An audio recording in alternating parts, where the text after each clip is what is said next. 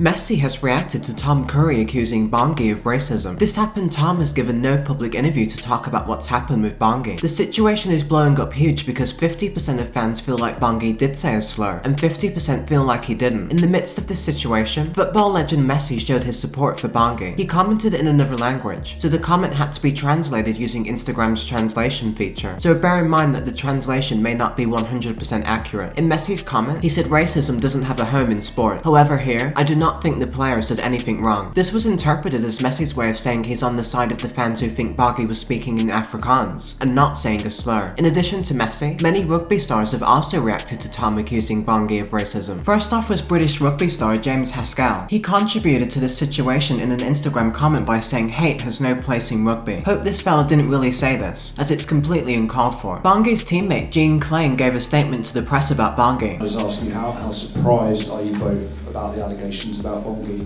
Bongi's a great guy. I've known him since we played together at the Stormers 9 years ago. He's a fantastic guy. He's a good individual. But to be honest, I'm not really even going to comment on it. I'm not going to justify it. But all I'll say is he's a fantastic bloke.